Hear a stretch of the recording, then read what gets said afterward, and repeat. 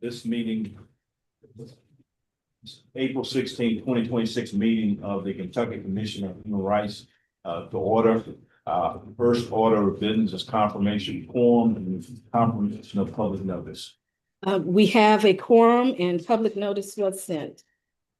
Let me say, first of all, we're pleased and privileged to be in Bowling Green today. One of the things commissioners have discussed over the past months is having meetings out in the state so people begin to understand and know what the commission is, what it does, how it operates. And so we're glad to be here. And next on the agenda is a welcome from the mayor of Bowling Green, Mr. Todd Alcott. Thank you Mr. very Mayor. much. Hello, how are y'all doing today? Doing great. Welcome to Bowling Green. We actually have the judge executive here today too. I got him on the agenda. You have one? Well, I don't usually jump in front of the judge, but this has happened twice in 2 days. So it's this has been quite a journey. I want to say thank you for being here. Cynthia, thank you for bringing the commission here. We would like to toot our horn of Alice Waddell from Chiquita, that our civil rights. We put a lot of effort. They have some incredible events that we accomplish here. And when it comes to fair housing, when it comes to hearing what our community needs are and mitigating those needs. Our board works hard, and do we have some board members here today? Okay. Thank you very much for their work.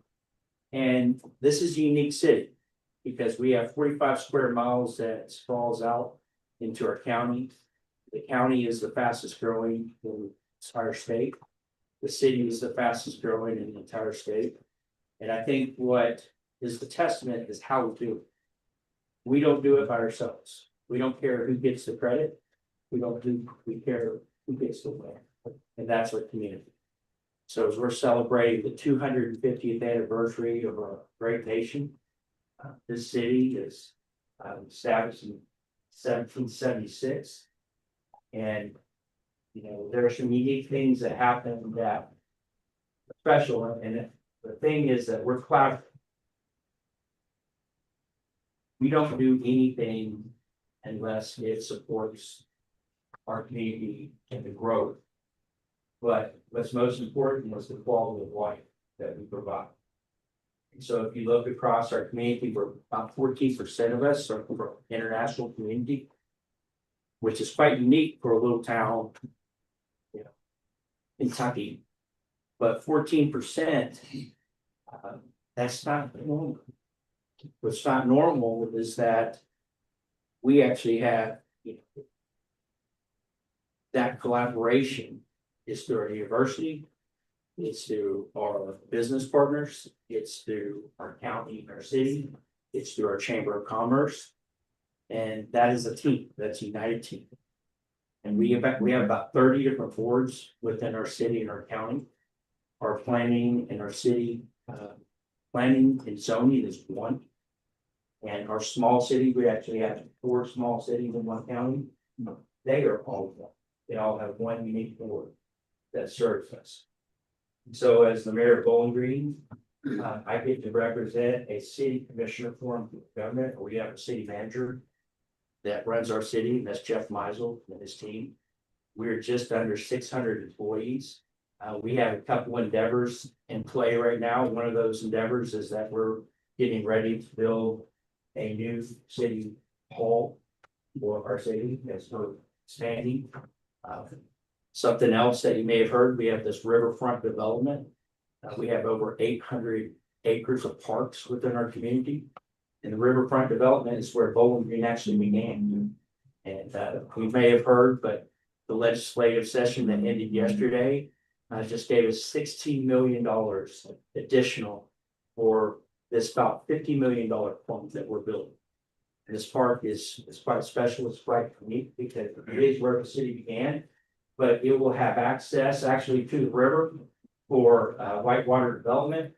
And it will have something for everybody, swings that overview the river.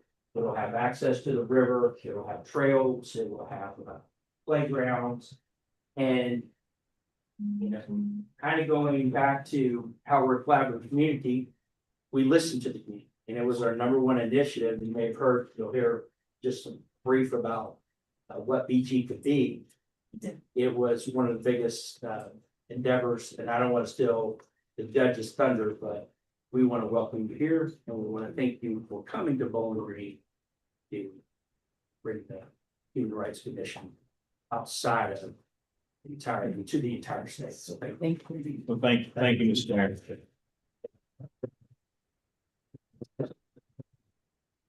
We're also pleased and privileged to have with us the county judge executive, Doug Gorman. Thank you all for having me, but first off, I want to say it's an honor for Bowling Green and Warren County to have you all here.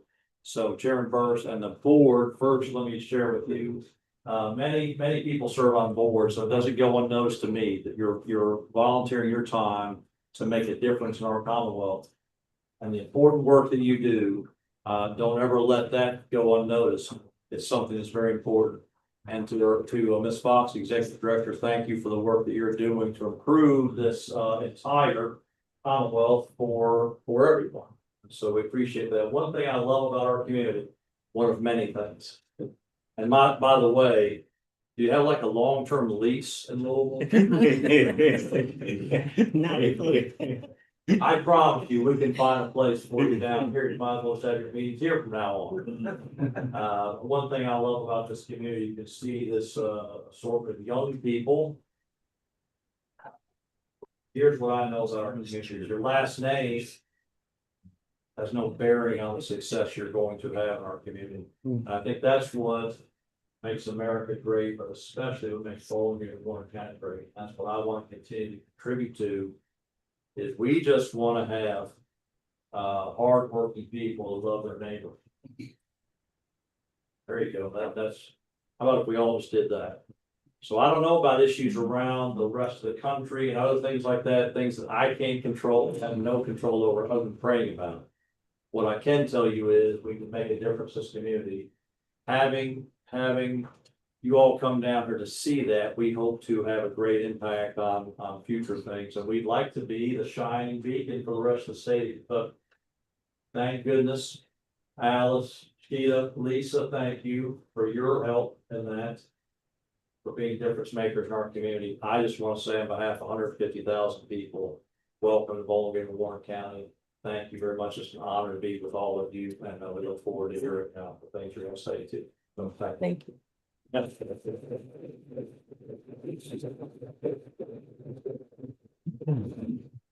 Thank you, Judge, for that kind welcome. I can tell you, as I think I told you earlier, I was born and go out the country, and I tell folks in Louisville, we raise missionaries just about 65 to go out to the rest of the state to save those kids. It's good to be home on home turf. Next, we had, I guess, one speaker, Benjamin Rodriguez.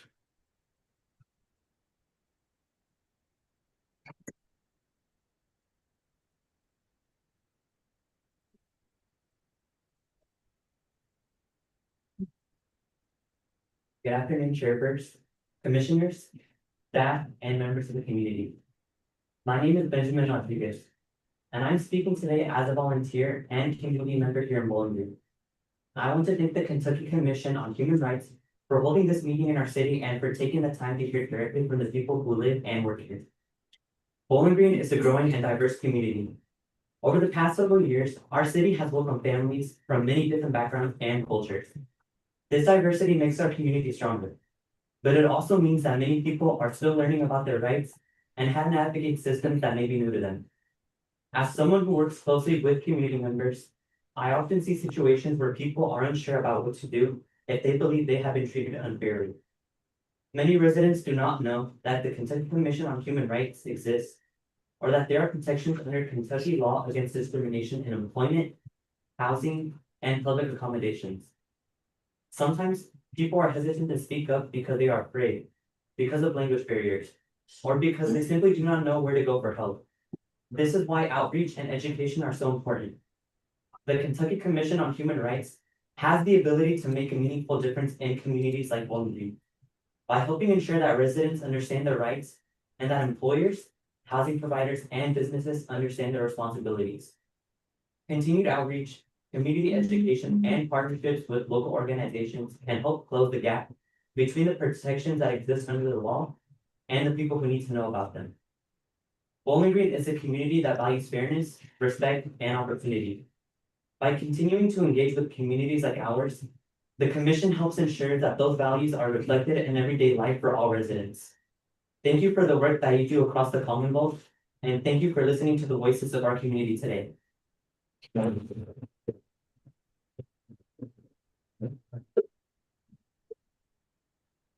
Thank you, Benjamin, for that. It's I guess for the work that we do, we don't hear much often in terms of the good things that we do. We hear a lot about things that people want to change about the commission, and so today is an opportunity to see firsthand how we work, what we do, and how we do it. So I'm glad to be here in Bowling Green. And with that, we will proceed further with our agenda. First item of business consideration and approval of minutes for our March 19th meeting. Is there a motion regarding those minutes? Chairman Glenn, motion to accept the minutes as presented. I hear. It's been moved and seconded that those minutes be approved. All those in favor say aye. Aye. Opposed? Any abstentions? The minutes stand approved. Now we'll move to our section reports. And as you, for our guests, as we go through the section report, you'll get a feel for how we are organized and how we go about addressing the issues that come before us. So first up and on the section report is our Executive Director, Cynthia Fox, who will report, provide her report. Good afternoon. I started to say good morning because that's when we usually meet, but good afternoon. I first want to thank Commissioner Parra for inviting us here to Bowling Green and helping us to make this happen. I also wanted to take a thank you. We probably don't say it enough for 365 days of the year. I want to say thank you to Alice Waddell, Chiquita, and the Bowling Green HRC staff for all that you do. The commission can't do what we do without the support of the local commissions throughout the state. So thank you for that. This month, we actually met with HUD and we were able to voucher for a portion of our case processing funds. In my report, I indicated that they gave us the fiscal year 2025 case processing funds of $146,089. Since this report was written, they have also allowed us to voucher for our administrative cost funds. And so we vouchered for that, and it was approved this morning. So we have received our funding from fiscal year 25. It was a little bit delayed, but we have received it. What's the amount? The total amount is $180,089. That's just for the administrative part, right? No, that's combined. The administrative cost was $34,000. Okay. We also met yesterday with officials from EEOC, and they're currently have taken a sampling of our cases that they will be reviewing this month, and we will meet back with them for a closing report of what they found. They will be looking at staff entries into the ARC system and also our other case processing. So I will give you an update next month once we receive that closing report from them. For this month, the report indicates that we have 38 cases that were reviewed and approved and closed. There is one case that is being withdrawn from that list of cases. It's 9854E. It's an employment case. They requested a reconsideration of our findings. So that case has been pulled. So the number of cases for this month are 37.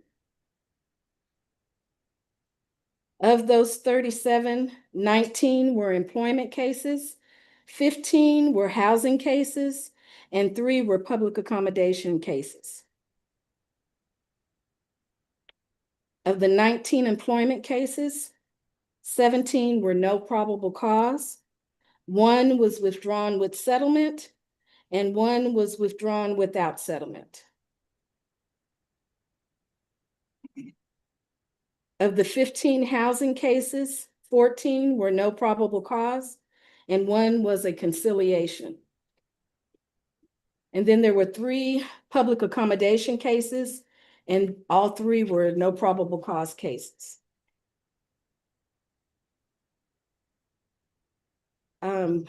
Myself and Juan Pena and Kara Smith have been participating in the Kentucky Multi-Sector Plan for Aging, MPA Justice and Equity Work Group.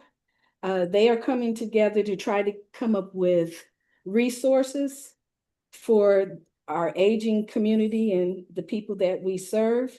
2 of the goals of the meetings are to identify available legal resources across the state and to provide an understanding of the local coordinating councils on elder abuse, including where they are, what they do, and how they are sharing information. And participants include members and/or staff from AARP, Adult Protective Services, AOC Education Exploitation Judicial Committee on Mental Health, the Attorney General's Office, Behavioral Health, Developmental and Intellectual Disabilities Fairness Campaign, the Kentucky Commission on the Deaf and Hard of Hearing, and the Kentucky Council of the Blind, and the Office of the Inspector General.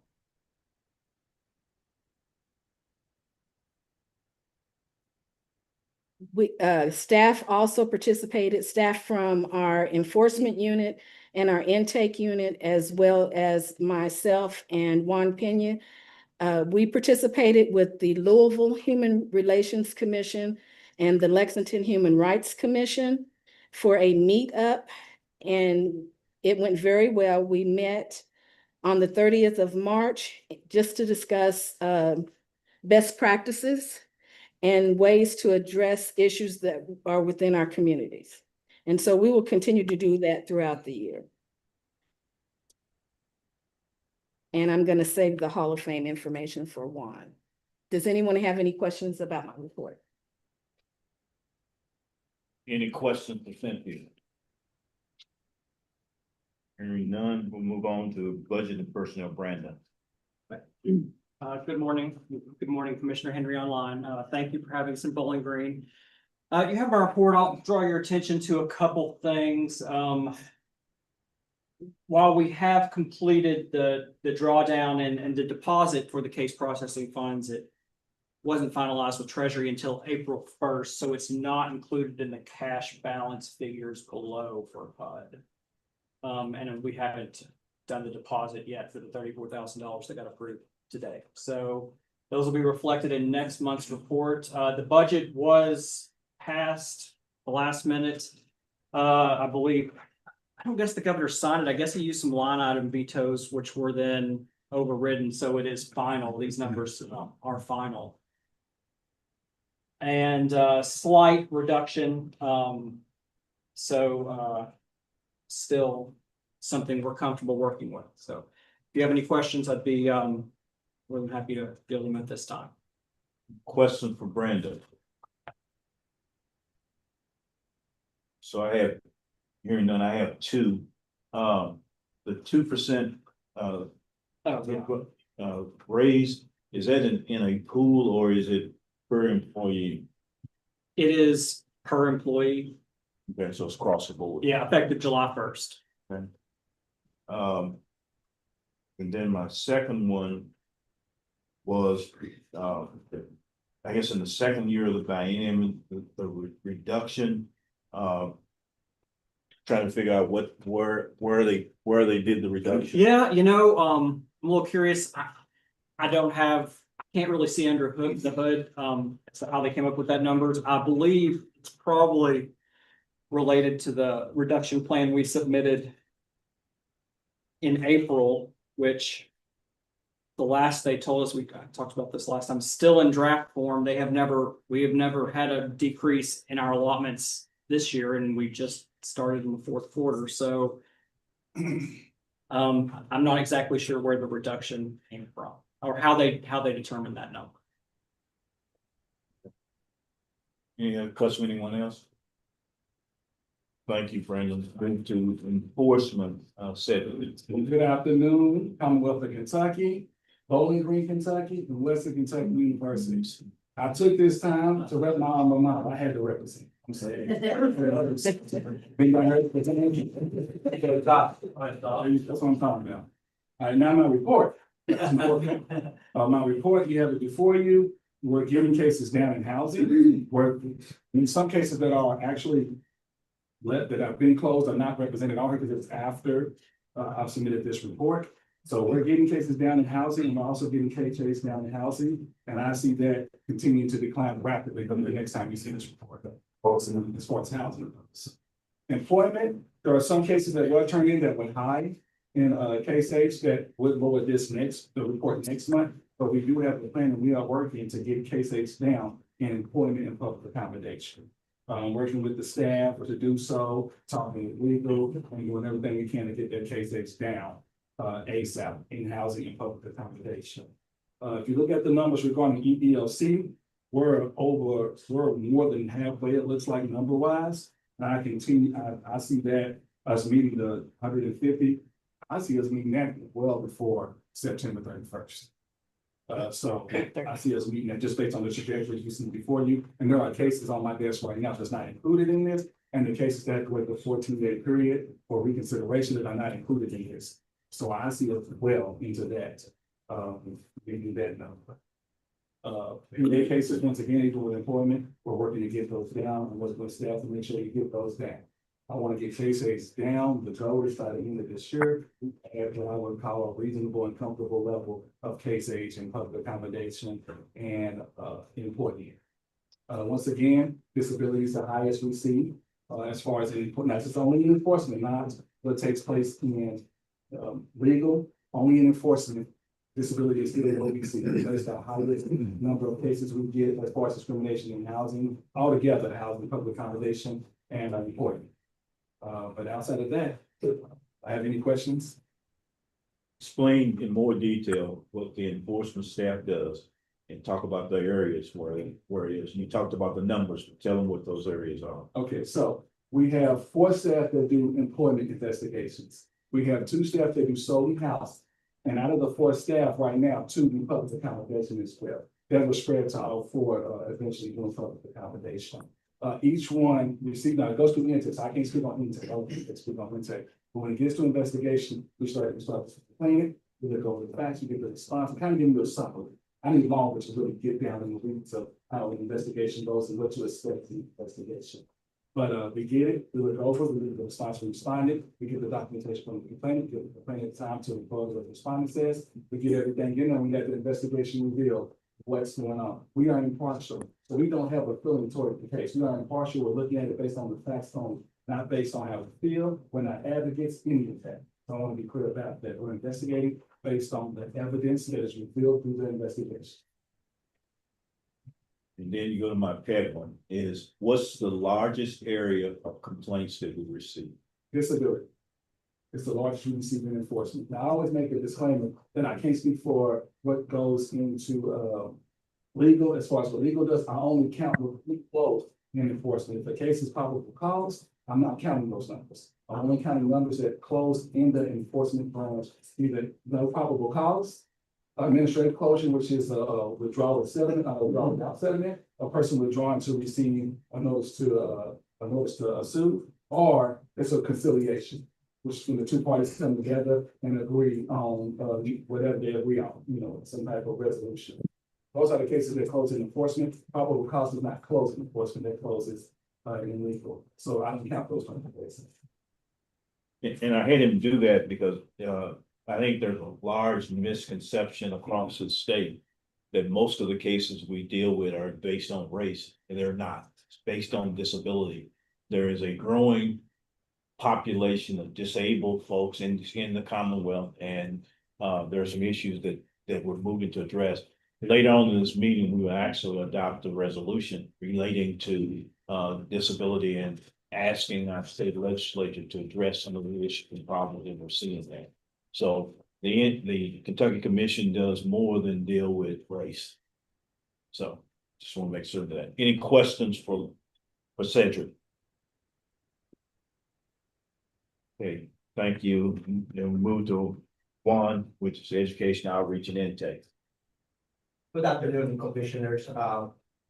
You have my report before you. If I can give some updates, I would like to publicly thank to Leda Baker, she's the community engagement mission manager for the city of Bowling Green.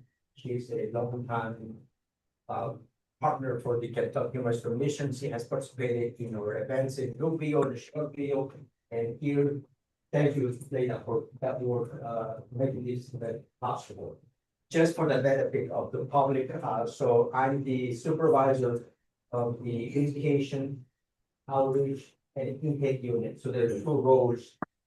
Intake unit, we are in a team of 5 in the education outreach intake unit. So we do handle all the calls that comes in when people allege that they have been discriminated against. And we are the one who makes the determination if we can file the complaint. And the other part is doing the education outreach. So I'll talk that briefly later on. Just for your benefit, we is the month of March, we received 177 inquiries of complaints where people allege that they have experienced some form of harm because of their protected classes. Of that number, 95 were employment and 37 housing and 29 public accommodation.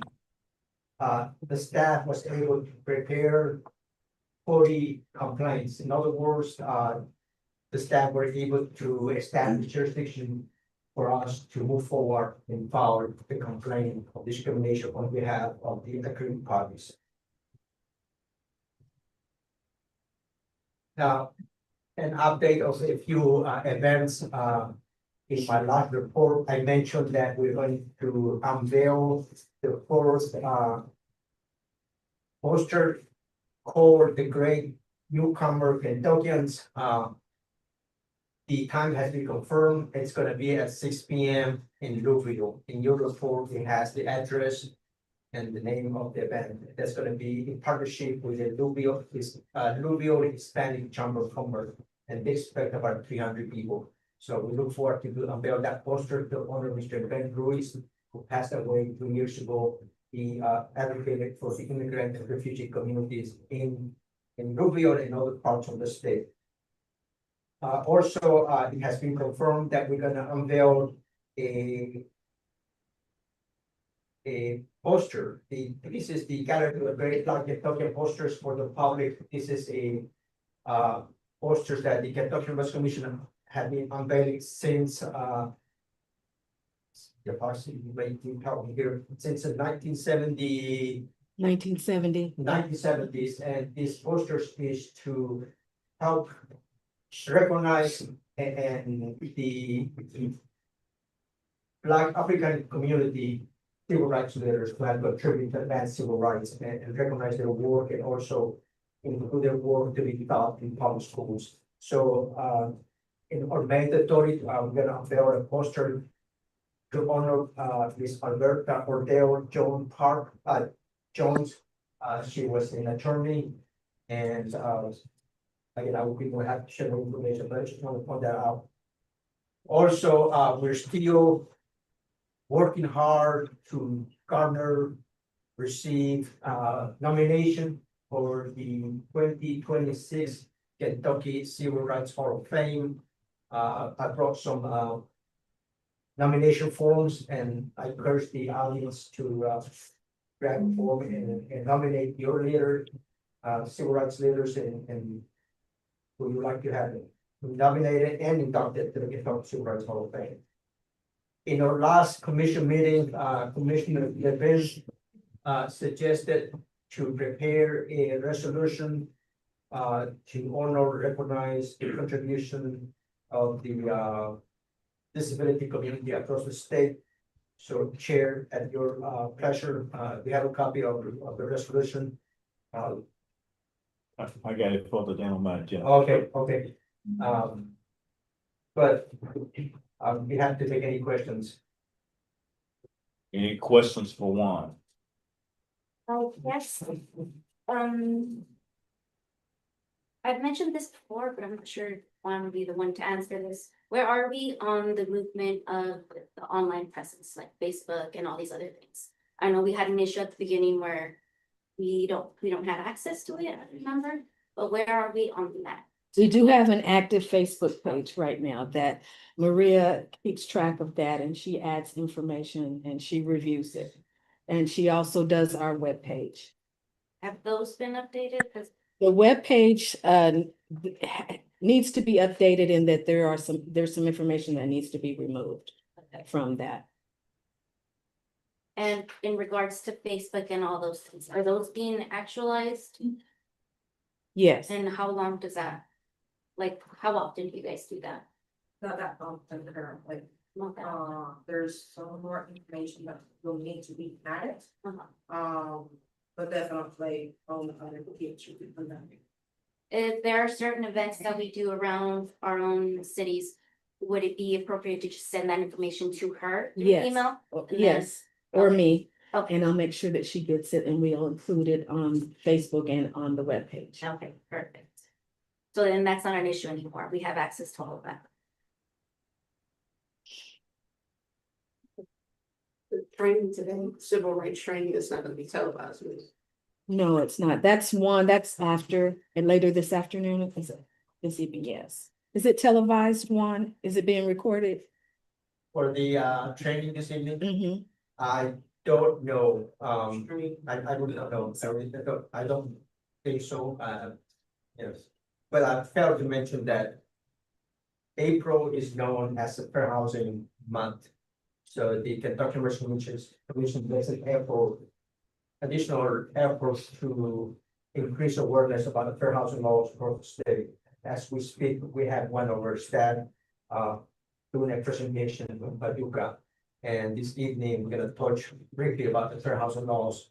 And just after this meeting, board meeting, we're gonna have an outreach, community outreach session that we could have more interactive meeting with the audience and also from the managers as well. Any other questions? And thank you for that, Juan. We'll move to legal unit. So, Good afternoon, Commissioners. Good afternoon, Bowling Green. Commissioners, you've got my report before you. Quick note on the legislative session is adjourned yesterday. No bills directly relating to KRS Chapter 344 were passed. We'll be on the lookout during next session.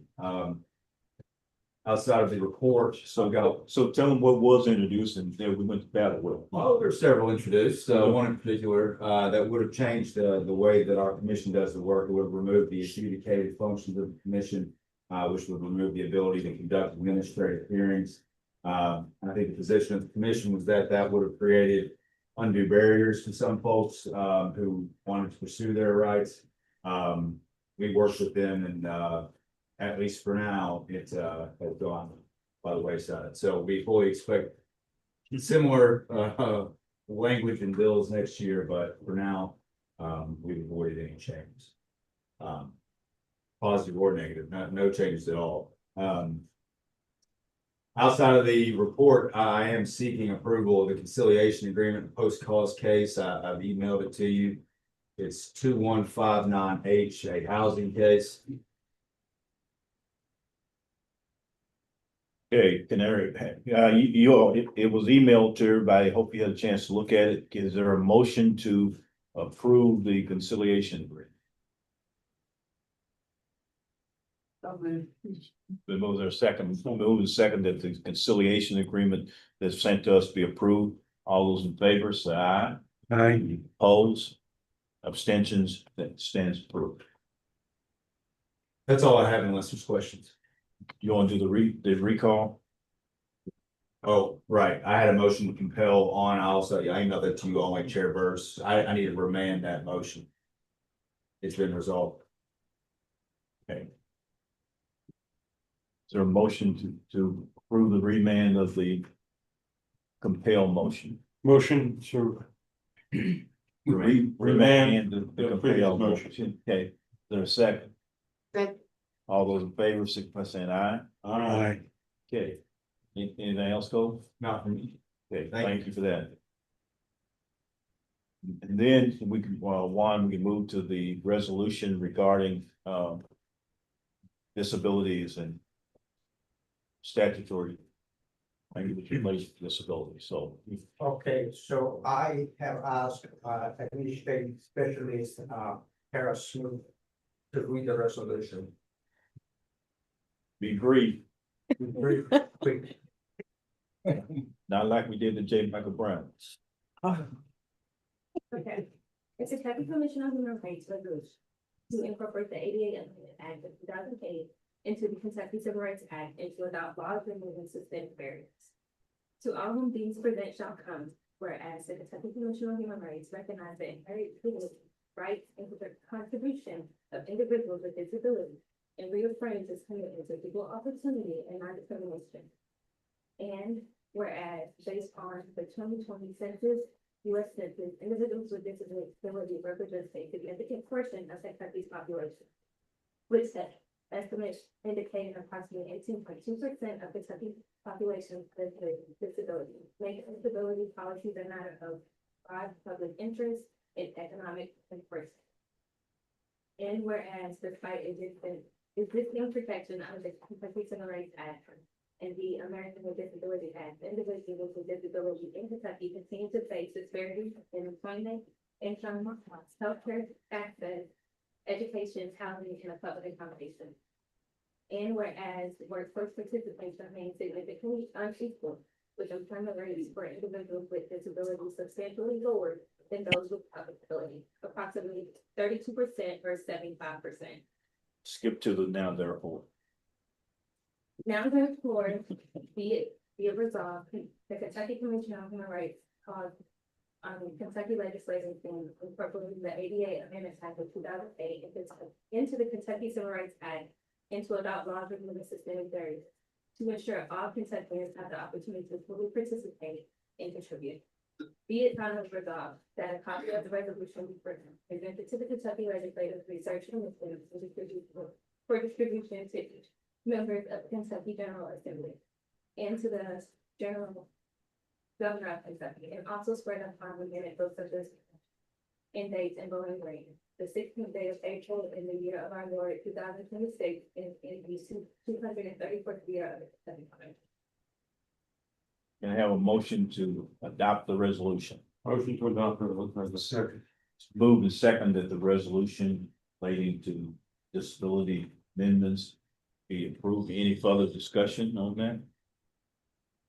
Hearing none, all those in favor, signify by saying aye. Aye. Any opposed? Any abstentions? Motion carries. Next, we move to any new business anyone like to bring up. Hearing none, and before we adjourn, would like to open it up for any commissioner to make any statements or anything regarding this meeting or the commission before we move to adjourn. I would like to thank Commissioner Parr for inviting us, and also the great turnout that we have here in Bowling Green. It's refreshing to see citizens come out to commission meetings and find out what the commission does and to interact with us individually, possibly after a meeting. So thank you. Bye. Commissioner Glenn? I was a teacher here. Matter of fact, I went to school here at Western. I went to UK and I went to Wisconsin. We've got a problem coming to us in the future. As we move into the 2050 area, this country's gonna age, and we're having fewer children. And we're not gonna get around that problem. If you wanted to get a degree in that area, I would suggest you do it, because I think it's gonna be a growth area as we move forward. In the comments. Thank you. Any others? I would just like to thank all the commissioners for being here, for taking time to be here. I think we had proposed this a while back to get back to see what we can, as commissioners, can do for our cities. So thank you guys for showing up, and hopefully this is a move forward in how we help our community and what we can provide in hearing voices, making sure that our community knows who we are and what we can do for our community. I would like to invite everybody who is here. In the afternoon, Leda and Gael are helping us do a meeting with the community so that everybody can know what your rights are. In regards to one of the main points that we had today was that, and I think that Juan wanted to like to know, was that discrimination happens in many aspects of our community. And one of them is in disability. It's a major thing. Commissioner just pointed out, disability is a big point that is happening here in Bowling Green as well. So you guys are all community leaders. You guys are all awesome. You guys do so much for the community of Bowling Green. And as a community leader, one of the things that we have to do is learn, constantly be learning, because we are constantly being asked from our own community, I need help in this, I need help in that. And from experience, and I know that you guys have this experience, the worst thing that you can do for somebody who comes to you asking you for help is to say, I don't know how I can help you. It does not matter what position you are in. If your community trusts you, you can be the lowest of the volunteers, you can be the first day of your volunteer. If somebody comes to you and they ask you for help, you want to help. So this opportunity gives you guys that opportunity to learn. And when somebody comes to you saying, hey, I feel like I was attacked at work. Hey, I cannot enter my building. I cannot go to the store. I feel as if they are bullying me at work. This is your opportunity to learn, to be that voice that carries us and what you guys can do and say, hey, I am not a lawyer. I don't know anything about this, but there is a person, there is somebody that can help you, and you lead them our way. We want to be able to be that voice. We want to be able to help the community. I am Anita Parra. I don't know all of you. I am active in my community and I love my community just like you guys do. I know you guys all love Bowling Green, and that's why you are here. So I would really like to invite you guys to take that opportunity. If a lot of people didn't come today, invite them in the afternoon. Juan is great at explaining what we are, what we do. So please be that voice for your community. Please grab that information, grab our number. There's a lot of flyers at the corner that are in Spanish and English. And if we don't have it in your language, we'll find it in your language so that you can take that information to your community and be that voice. Provide for them that help, because we know and we are so proud. We love Bowling Green, and we say it all the time. We are a diverse community and we are constantly growing in every way, shape, or form. Therefore, thank you guys as commissioners for taking time to be here. And I hope that we move forward in this positive light in this coming year. And that's all I had to say. Thank you. Other commissioners? Okay, let me again, thank Commissioner Parra for inviting us here. It is an opportunity for us, like I said, to get out of, what they sometimes refer to as the golden triangle, to see what's really happening in the state and what's going on. And at this point, I'm going to take a personal privilege. I am pleased to be here today, particularly to see Alice Waddell. Alice has been a friend for years. And years. And I tell the folks in Louisville who come to talk about Alice, I say, you know what, in my house, displayed very vividly is Alice's early work. That's before she became famous. So, but anyway, anything you like to add, Alice? No, but thank you, and I would like to say, thank you all for being here. And I'd like to, just make a statement about the way we operate here locally. As a commission, we have a great relationship with our city and our county. We have support, we have later, we have great partnerships in Bowling Green that helps us to do our work. And also, we have such good relationship with the Kentucky Commission. Such a comfortable place in that relationship that we would not hesitate to pick up the phone and speak directly to Cynthia, Juan, anybody there. We know that we're gonna have that support, and it helps us to move forward with the people that and clients that we have here.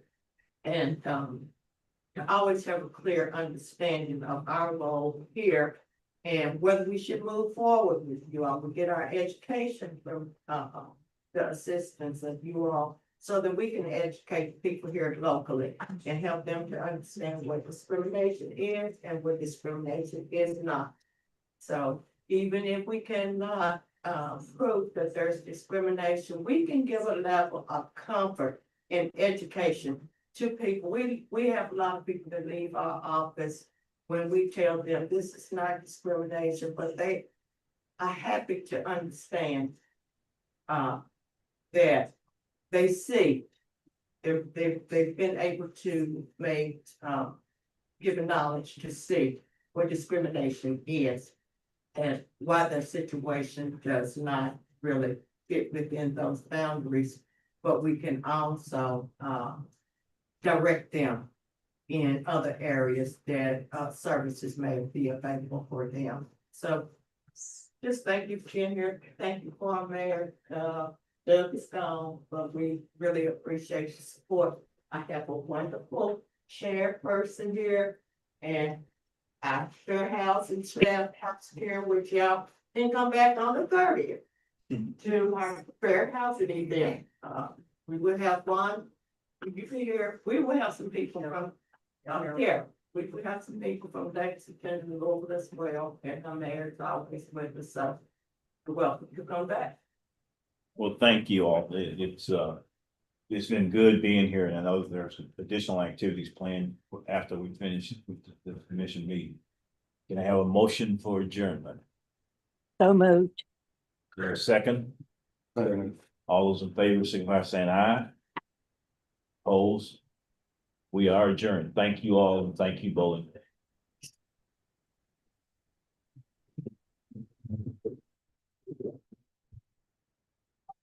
Cynthia, may I leave this with you? You may. You may. Cynthia, Yes. what happens in part 2 of this meeting? Alright,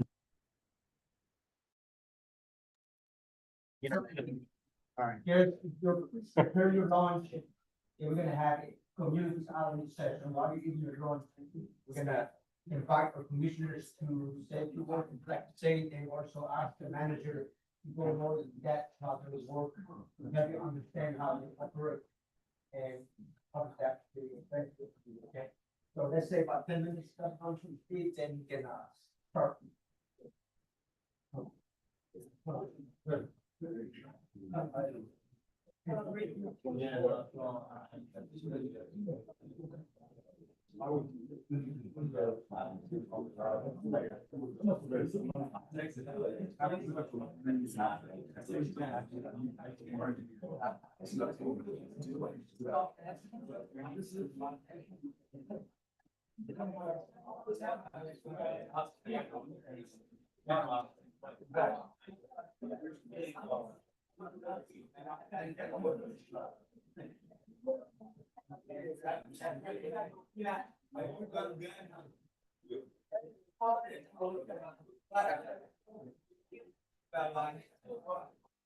Oh, there it is.